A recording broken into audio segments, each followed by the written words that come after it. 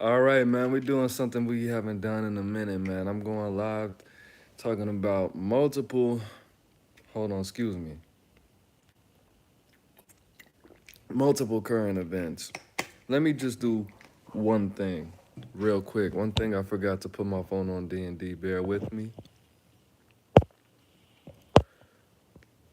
There you go. All right, so first things first, man. We got to talk about the Hawk Tuah girl. What can we learn from the Hawk Tuah girl? If you don't know who the Hawk Tuah girl is, I'm not gonna lie to you. I don't know her real name because that's not important. But there was a girl that went viral probably like a month ago or something like that. And she went viral because she said that what you should do to a man in bed is spit on that thing. And she went Hawk Tuah. That's what she did. Now, if you didn't see it, man, that's on you. But at the end of the day, what can we learn from that? We can learn that confidence can get you very far in life. And you might be annoyed when I say this, but I gotta quote my favorite late great YouTuber, man, Simple the Pete. Aaron Moses, do you have any of your own original thought? Yeah, shut up. But just to quote something Simple the Pete said, man, he said confidence is so powerful that even a fool can win with confidence, which is which is very true. Now, of course, I watch a lot of red pill content, and recently I've been watching this guy named, I think his name's FitX Fearless, something like that, FitX something, and he goes live with his viewers, and they want him to pretty much fix their lives and fix their dating situation and tell them what they need to do. And a lot of these guys come on there, yeah, man, I'm 26. I'm a virgin and I just feel like females just, and I'm like, somebody shoot this man. Why are you so dry, homie? Like, bro, you don't know why you're a virgin. You don't know why you're a 26-year-old virgin and you don't know why you're a 26-year-old virgin. If you don't know, I don't know. Other women don't know. Bro, you got to have confidence. You don't have to be smart. You don't have to be wise. You don't have to be knowledgeable. A lot of times, bro, all you have to do is just be confident, charismatic, and free. You know what I mean? That's why a lot of men, a lot of males, and sometimes a lot of females, not sometimes, and a lot of females hate women. Number one, because they don't understand them. And number two, a lot of you niggas are jealous of women, low key, and you don't even know it. And if you actually accepted that fact that you are jealous of a woman, you wish you could have the energy, the inspiring motivation that a woman is born with. You know what I'm saying? That natural ability for a woman just to exist and motivate a man and inspire a man. That's why a lot of females are so entitled and delusional in this world. And that's not necessarily always a bad thing. But when you are a female, for the right woman, for the right man, you just being a woman is enough for certain men. You just being in the presence of a certain man will give them all the inspiration, all the motivation they need to build a nation, to make millions and billions of dollars, to go in the gym and transform their body, to go into a library or a college and transform their mind and then eventually transform their lives. And a lot of you niggas are jealous of that, which is disgusting because you have that same energy inside you. You just need to learn how to use it for yourself. Because you can't motivate another man. No matter how much you bully another man, no matter how much you teach another man, no matter how much you flex on somebody else, no matter how much you buy and you purchase and you live your best life and put it on display for another man, you will never be as motivating as even the average looking woman or an ugly woman with a big booty to a man. And you can't inspire yourself the same way that a woman that never even spoke to a man just by looking at her ass can. And if you're a man, if you're a man, or even if you're a male, I could tell you that we've all had this one thought. And a lot of the dating coaches might say, oh, that's simpy.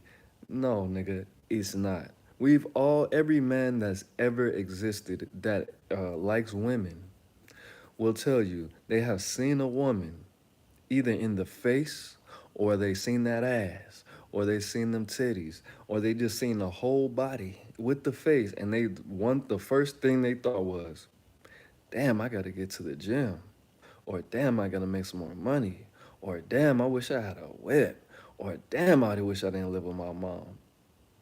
And if you didn't think that, you're lying, bro. If any dating coach or red pill or whatever has told you that they didn't see a woman and they thought they wish they had more than what they already have, that's a lie. You can have all the confidence in the world, bro. Even if you didn't think, damn, I wish I had more of whatever I want to have, you might have thought, I'm glad I'm confident enough to talk to this woman because she's fine as hell, or I'm glad I got my car, or I'm thankful that I have all these things, whether it be confidence or charisma, because that is the function of a female. And a lot of you niggas, a lot of you dudes, a lot of you men are jealous of women because women have a certain type of confidence. They have a certain type of charisma, entitlement, whether it be healthy entitlement or unhealthy entitlement. Just knowing that you deserve the best, or at least if not the best, you deserve something. A lot of dudes don't think they deserve anything. And the fact that a woman is automatically given that value, taught that value, programmed to have that value, is just very frustrating for a lot of these dudes. Because why would a woman feel so free? So free to be confident, so free to be delusional, so free to be entitled, so free to just have charisma and just be free and be able to yell in public and have fun because she knows automatically I'm protected. Automatically, somebody's gonna pay my bills and take care of me and marry me. Automatically, she knows that there's gonna be, no matter how many children and no matter how many baby daddies, no matter how much weight, no matter, I could be in a wheelchair, somebody's gonna be willing to take care of me. And you don't have that feeling about yourself. You don't have that feeling of, no matter what happens, I'm gonna be able to get off on my feet. No matter what happens to me, I'm going to be able to attract the female and do what I want in my life. You don't have that confidence. And the Hawk Tuah girl definitely gave us a reason to believe and the information we need to know as far as where charisma and where confidence and just being inside into yourself so much, where that could get you. Whether it be, I think that was like a 20-second interaction. A 20-second interaction gave her the ability to make a life-changing amount of money. A 20-second interaction gave this woman the ability to make a life-changing amount of money, to get all the clout that people have been grinding for decades. She got it in 20 seconds. Why? Because she had charisma. Why? Because she was confident, because she was free. And all the incels and all the weirdos and all the socially awkward people need to take that information and just crank it, crank it, put it in yourself and put that in your life.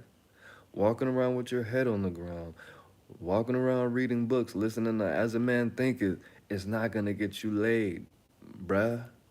You gotta have confidence. You gotta have charisma. You have to have magnetism about yourself. You have to be a gentleman, yeah, but you gotta be a light as well. All right, that's all I gotta say. Now we gotta get into something a little bit more serious, man. The Chicago, um, the Chicago murder rate has been going up consistently. Now, I don't have the numbers. I lived in Chicago for quite some time. I don't have the numbers. I know it was a very bloody 4th of July weekend. Even King Yella King Yella, the rapper, was saying that he's never seen this much bloodshed when he was in the city of Chicago, actively in the trenches, partaking in savagery.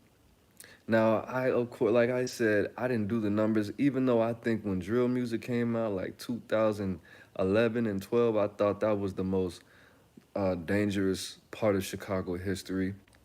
I don't know. But today I thought to myself, I needed to talk on this, to touch on this subject. Now, a couple of days ago, I ran into a situation where I had to be in professional mode, man. I had to be Dr. Martin Luther Moses. Um, and I was getting very emotional. I was not very grounded in the interaction. It started off very well. But eventually, as things started to trigger me, as I started to speak on things that were getting me into my feelings, I realized that my coping mechanisms were not being utilized on my own uh, on my own in my freedom in my free time. And when you listen to anybody speak, whether they be from Jacksonville, whether they be from Atlanta, Miami, Houston, LA, the hood, Chicago, Seattle, wherever people might say they're from, if you ask them, why is the city so dangerous? Or why do you think this happens in your city? They say two things. They say, number one, because there's no jobs. And they say, number two, because the little kids, people don't have anything to do outside of their fathers and mothers not being able to financially sustain a life that is healthy. They don't have any healthy coping mechanisms. And you being able to work out and eat healthy green vegetables and fruit that has seeds in it, you being able to silence your mind and meditate, you being able to journal, you being able to get a specific healthy amount of sleep, you being able to study in peace, you being able to drink clean water, those are all important for you to be able to deal with life. If you can't work out, and your environment's not even quiet outside of just regular city noise, if you can't journal, if you can't read, you don't even know that you like to read because it's not even quiet enough for you to read outside of the little city traffic and the things like that that you could block out mentally just to read you a little book, whether that be something educational, whether that be something fictional. People don't have coping mechanisms, bro. Because the thing about it is, when you have healthy habits, when you have okay, I get home and then I'm gonna meditate for 15 minutes. I'm gonna be able to put my phone down. And after that, I'm gonna grab something to eat. Work out. After I work out, I'm gonna drink my protein shake and read this book. Just basic things that you should do on an everyday basis. People are not doing that.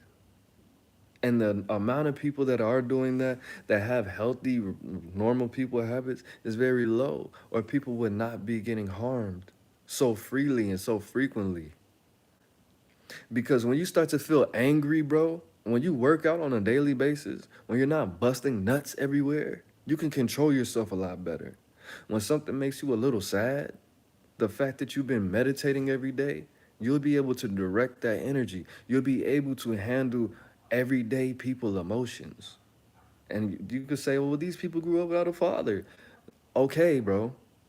A lot of people didn't grow up with a father. But the fact that you're not working out, the fact that you're not taking care of your mind, when you get angry, the first thing you want to do is go grab a gun. But we could just put the guns down and box. You shouldn't be putting your hands on people because they made you mad either, little girl. Keep your hands to yourself. But when you work out every day, when you get disrespected, when you feel angry, you're not so. It's you can control yourself better. You could speak more clearly. You could think more clearly. You could pause and ask somebody what they said or what made you say that instead of just popping off. When you're not having an unhealthy amount of interactions with the opposite gender, and you actually control your urges on a daily basis, when you appreciate your body, when you take care of yourself, is what I'm saying. When you meditate, I'm not saying staring at the wall, trying to levitate. That's not what I'm saying as far as meditation. When you read, when you do everyday things, when you journal, when you get to the crib, bro, when you get to speak to the homies, sober minded, then you can control yourself a lot better. You can think of alternatives besides grabbing a pistol. You can think and speak greatness into your life. That's why all these rappers are getting harmed, because they're speaking death into their lives, because they're manifesting all this money and attracting all these wonderful things, and they're spreading their seed and they're having all these partners. Don't you know that all of that is a part of a magical ritual? And then you're speaking death on top of while you're manifesting? That is called, I forgot what that's called. That's called, it's called, I'll think of it later. Confirmation, a confirmation loop. When you keep on achieving great things, when you keep confirming to yourself and confirming to the universe, okay, oh damn, I can manifest this money. Damn, I can manifest this clout.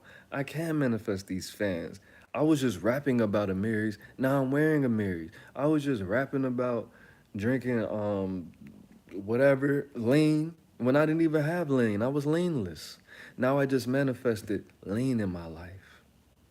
Now I just manifested the bros. The bros didn't even want to be around me because I was broke. So you think you manifested all these things in your life, and now you want to talk about death? Are you stupid? You was just talking about all the thotties when you were thottyless. You didn't have thotties. You didn't have money. You spoke all this into existence. And then you think you're gonna speak about death after you just spoke all these good things into existence, and death is not gonna come next? Are you stupid?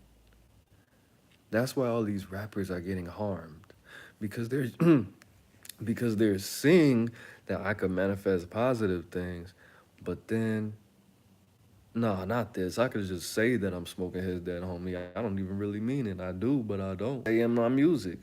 No, nigga, you can't just do that. Every time you speak, just pretend like it's a genie on your shoulder listening to everything. Okay, that's why the that's why the rate is so high. That's why so many people are getting harmed in Chicago, especially rappers. I think Chicago just lost like 5 rappers this week between today, what's today, Friday, and last Friday. Something like that. It's been crazy. It's been so many.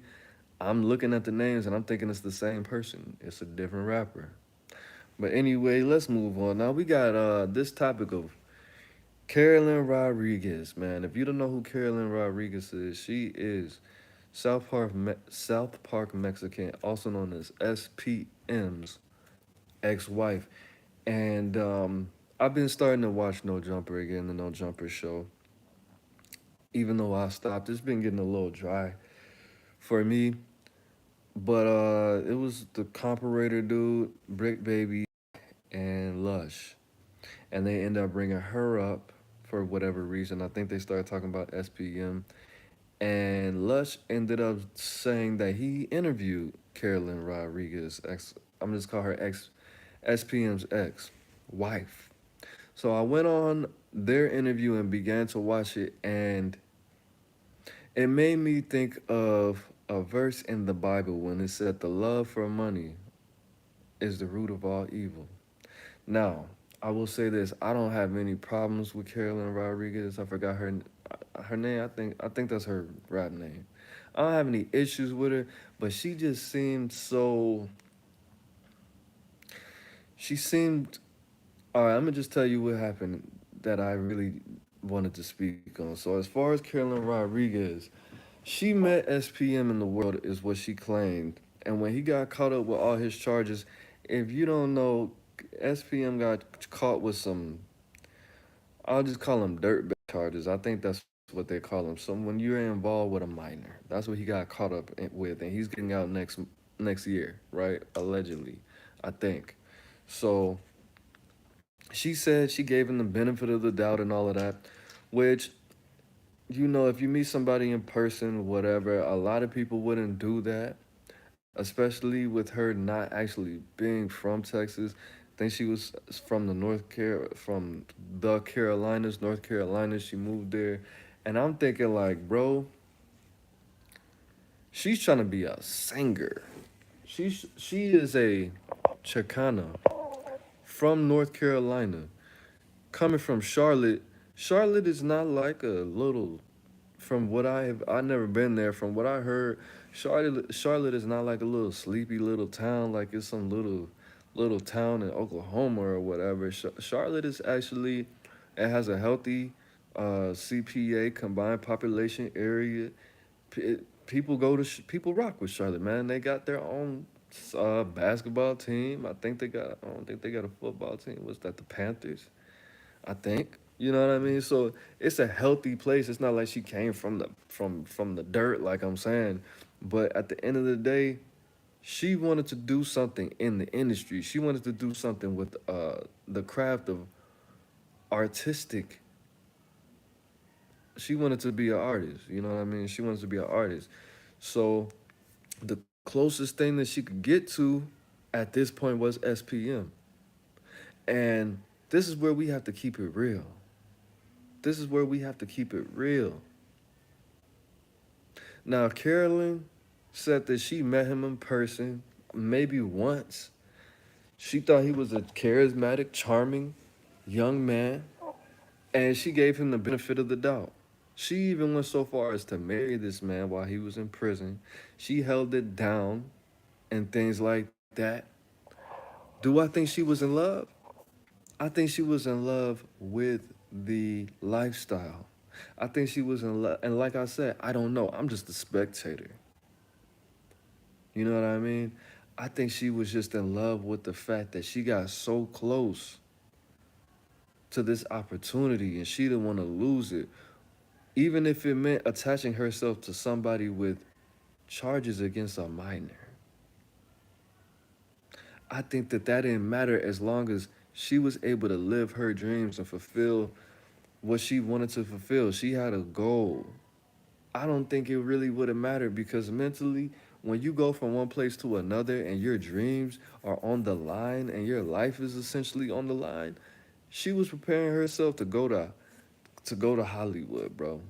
Now, Hollywood, of course, not the physical Hollywood, the mental Hollywood, the financial Hollywood. She was willing to put up with some freaky, crazy, nasty stuff. And in her mind, I ran into some freaky, crazy, nasty stuff dealing with this dude. And I was planning on going to the top. I wanted to be the best. I wanted to be in Hollywood. I was going to go to California. I was going to go to those weird Illuminati parties.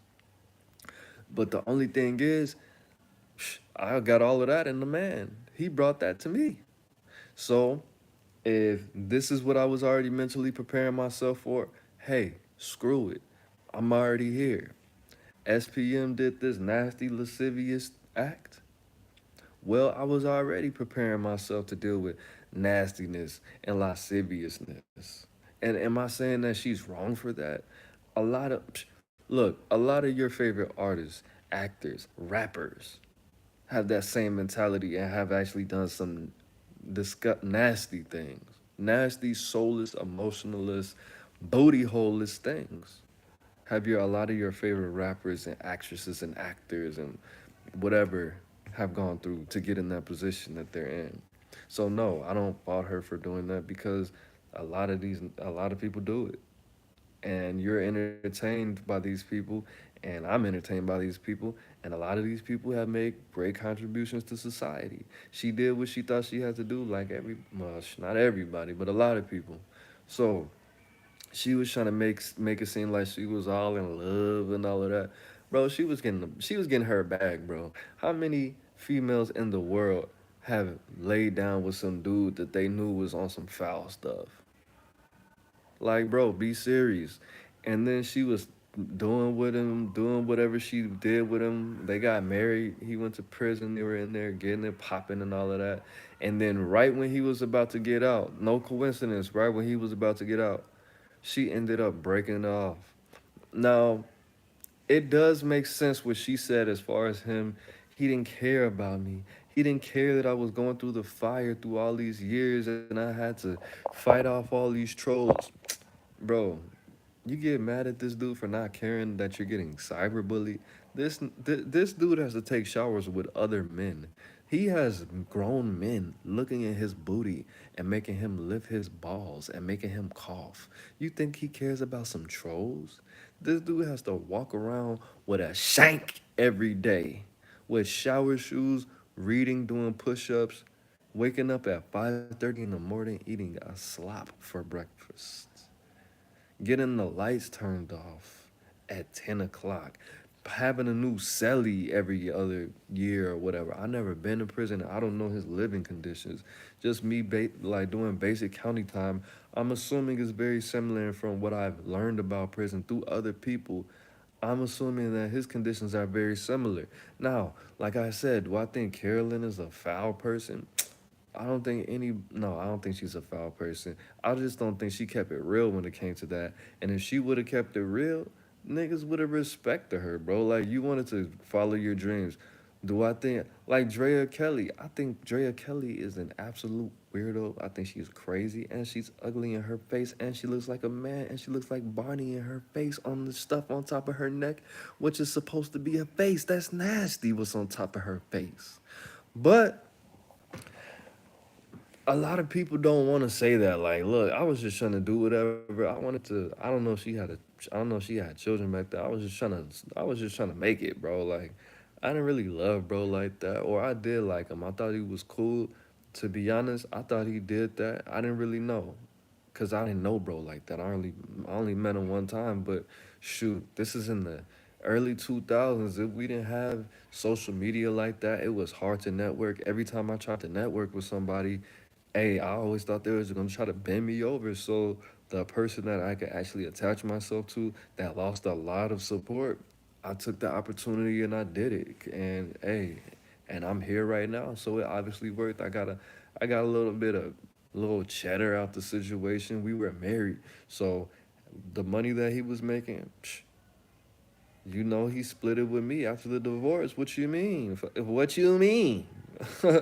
Like, I definitely would have respected that. Just coming from where I come from and understanding where a lot of people are. Like, I asked my mom why women sell their bodies when I was a lot younger. I was like 9 or 10, and she was like, "Hey, sometimes these ladies they just gotta do what they you gotta do what you gotta do sometimes now," and I was just not necessarily judging it, but the fact that of course I'm looking to my parents to set the standard for what's right and what's wrong in life. So if this is coming from my mom who is working 2 and 3 jobs, this is coming from my mom who was pregnant when she was in college with me, living with my grandmother for my whole life, telling me that hey, women selling their bodies, that's just something they feel like they need to do or they're going to expire. They're not going to be alive anymore if they don't sell their bodies. I understood that women selling their bodies was neither a good thing or a bad thing from a very young age. And then as my mind evolved even deeper, I understood that when a woman is in a marriage, that's essentially her selling her body on paper. So for a woman to sell her body to a dude that she thinks did some lascivious acts for money and for her dream and for her future children and her future legacy, how could I judge you from there? You know what I mean? There's people in my family that sold their bodies. There's people in my family that helped women sell their bodies and got paid for it. Lovely. You know what I mean? So no, I don't think Carolyn Rodriguez is a bad person or she should be convicted of anything or she should be chastised or anything or anything like that. I just think that she should have kept it real because the people who loved her would have loved her even more and the people who hated her, a lot of them would have had more of a reason to hate on her, but they would have had to respect her because we all do what we got to do, whether it be that or whether it be this, you know. But it is what it is, man. And then lastly, man, we got Bricc Baby versus ATK. Now, ATK allegedly stands for Aces Top. You know what the K probably stands for, which is a an organization. I'm not gonna say they're a gang. An organization in Jacksonville, Florida, that is allegedly the opposition to an organization that Fulio was allegedly a part of called KTA. Now, this organization includes Young and Aces affiliates allegedly. Now, Bricc Baby is a host of No Jumper and is a self proclaimed member of the Rolling 60s Crip gang here in Los Angeles. Bricc Baby went on the internet and said that he saw on a YouTube video that 6 members of ATK had got removed ever since Fulio's untimely demise. A member of Young and Ace's camp that was allegedly a part of ATK responded with some negative comments, and Bricc Baby went on to say some negative comments back, which included, you know, the Rolling 60s are all through Florida. He also said that Young and Ace is not going to be able to do any shows in Atlanta because he's the king of Atlanta. Not even from Atlanta, but he's the king of Atlanta. That he's not going to be able to do shows in the Carolinas. And I think that's the only states that he named, the Carolinas and Atlanta. And he said that the OGs, you know, would end up dealing with them and things like that. And pretty much this whole this strange back and forth with these internet people. And these people are from opposite sides of the third biggest country in the world. So, anyways, what I have to say about that is, Bricc Baby, bro, we're about the same age. I'm 33. I think Bricc Baby's 36. This is a very good reason. This is th- how Bricc Baby is behaving is one of the many reasons that I no longer partake in putting substances in my body that don't belong there. Okay, think mind altering substances, because I do understand that in order for certain businesses to thrive, you have to have consistent clout, attention. Businesses thrive from attention. Okay, a lot of people are so upset that this is the age of clout. But everybody's trying to be an entrepreneur. What do you expect? People are not trying to work jobs. People are not trying to sell their souls. People are not trying to sell their bodies anymore. So, in order for you to ensure that you don't have to clock in, hey, you got to clock clout. That's what just has to happen. But essentially, the the the the threats that are being made, the indirect threats that are being made to children. I don't want to minimize them by calling them children, but bro, none of these dudes are in their 30s, bro. None of these people are probably past the age of 25. And you're 36. Now I do understand anybody can get it. Apparently at any age, of course, when it comes to these street type of situations, the age is very irrelevant. But bro, if I'm about to be 40, I'm not about to talk to somebody that's not even about to be 30 like I'm about to be 13, bro. Like this is really not it. There has to be a lot of wisdom applied in this situation. And I could see if you were genuine about bringing them on, but going back and forth, even with you initiating the whole, oh yeah, I heard that 6 people from over there just got laid out. Bro, what did you? Why wouldn't would you not reply in the same way, or would you not still be offended by that same thing? Like, why would you not think about that? Like, of course, I think this is a clout move, but at the end of the day, this shows lack of creativity and lack of wisdom, because if you have to go to this extent, if you have to essentially try to monetize Fulio's demise. Because this is really all about Fulio. That's what I put in my video.